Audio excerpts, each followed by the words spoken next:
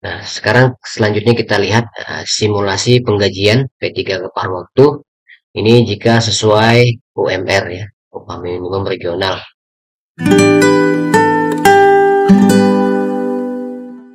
Assalamualaikum warahmatullahi wabarakatuh. Selamat siang, rekan-rekan calon ASN di mana saja Anda berada, khususnya Anda rekan-rekan yang masuk kategori R2, R3 maupun R4 waktu seleksi P3K beberapa bulan yang lalu ya. Nah, di kesempatan ini saya akan membahas mengenai gaji P3K paruh waktu, dimana sebelumnya saya sudah membahas tentang apa itu P3K paruh waktu. Tidak ada salahnya juga kita ulang kembali apa itu yang dimaksud dengan P3K paruh waktu. Kita mulai dengan dasar hukum pengangkatan P3K paruh waktu. Yang pertama itu adalah Undang-Undang Nomor 20 Tahun 2023 tentang ASN. Kemudian Peraturan Pemerintah Nomor 49 Tahun 2018 tentang manajemen P3K. Dan yang terakhir, keputusan Menpan RB Nomor 16 Tahun 2025, di mana regulasi terbaru ini mengatur secara khusus mekanisme pengangkatan P3K paruh waktu, termasuk kriteria, masa kontrak, dan hak-hak yang diberikan. Nah, keputusan ini diterbitkan pada 13 Januari 2025 lalu oleh Menpan RB Rini Widiantini. Apa itu P3K paruh waktu? P3K paruh waktu adalah ASN yang diangkat berdasarkan perjanjian kerja untuk jangka waktu tertentu dengan jam kerja yang lebih fleksibel dibandingkan P3K penuh waktu. Mereka bekerja kurang dari jam kerja penuh yang biasanya 8 jam per hari menjadi 4 jam per hari atau 6 jam per hari tergantung ya, dan mendapatkan upah yang disesuaikan dengan ketersediaan anggaran instansi serta beban kerja yang diberikan. Nah, ini yang membedakan antara P3K penuh waktu dengan P3K paruh waktu. Kemudian kriteria dan syarat mereka yang bisa diangkat P3K paruh waktu adalah mereka yang terdaftar di database BKN, kemudian telah mengikuti seleksi P3K namun tidak lulus dan tidak mendapatkan formasi jabatan karena kuota yang kurang. Kemudian pengalaman kerja minimal 2 tahun di instansi pemerintah saat pendaftaran seleksi ASN 2024 lalu.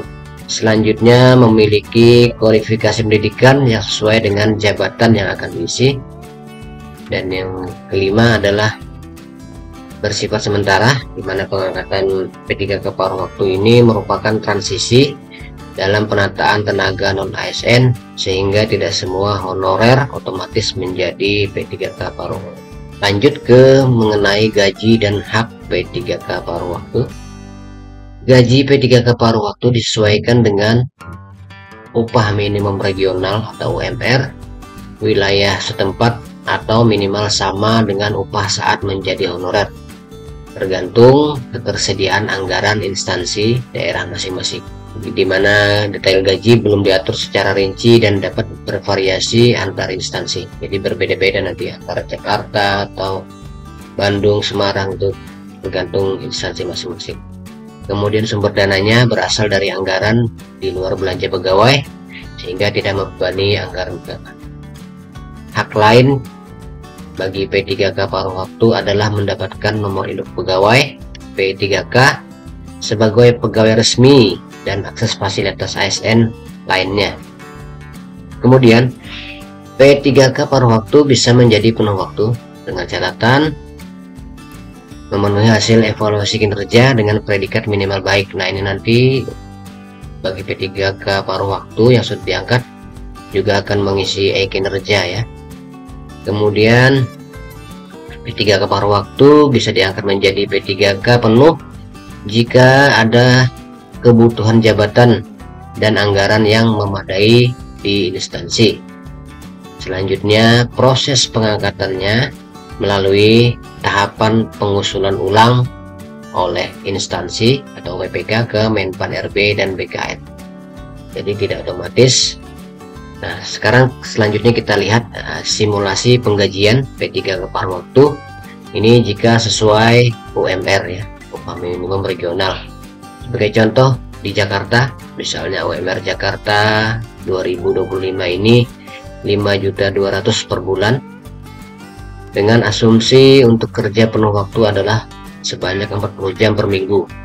Sedangkan P3K paruh waktu diberikan waktu kerja selama 20 jam per minggu atau 50% dari kerja penuh.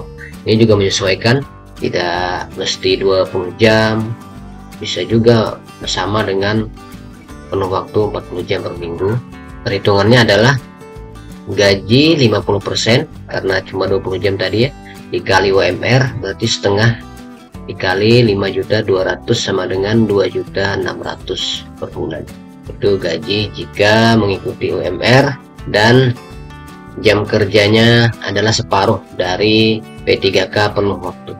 Selanjutnya, simulasi penggajian P3K paruh waktu di Jawa Tengah.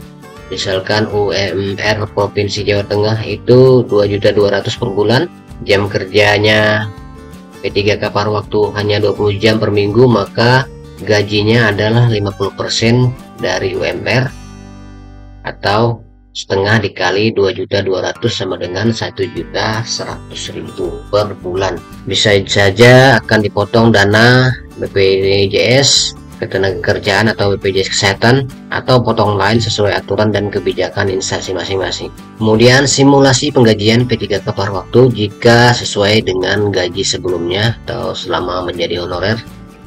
Misalnya upah honorer sebelumnya misalnya 1.500.000 per bulan, maka gaji pokoknya minimal ya sama dengan upah honorer 1.500.000 per bulan. Kemudian ada potongan jaminan sosial yang menyesuaikan kebijakan instansi masing-masing. Misalnya BPJS Kesehatan 4% dari gaji pokok tadi, kemudian BPJS Ketenagakerjaan 1% dari gaji pokok juga, maka gaji bersih 1.500.000 dikurang 75.000 sama dengan 1.425.000 per bulan. Sedikit tambahan mengenai penggajian P3K paruh waktu. Biasanya gaji itu tidak hanya mendapatkan gaji pokok ya. Jika ketersediaan anggaran daerah itu ada kelebihan, biasanya juga ada tambahan namanya insentif atau tunjangan perbaikan penghasilan atau TPP ya bagi P3K. Karena kalau dilihat gaji segini untuk seorang pekerja tentu sangat kurang ya. Gaji hanya 2.600.000 misalnya, tinggal di kota Jakarta untuk sendiri saja kadang tidak cukup. Oke, demikian tadi pembahasan mengenai gaji P3K paruh waktu dan simulasinya. Semoga rekan-rekan calon P3K paruh waktu bisa memahami mengenai hal ini. Demikian, assalamualaikum warahmatullahi wabarakatuh. Jangan lupa like, share, dan subscribe channel Papa Juno. Terima kasih.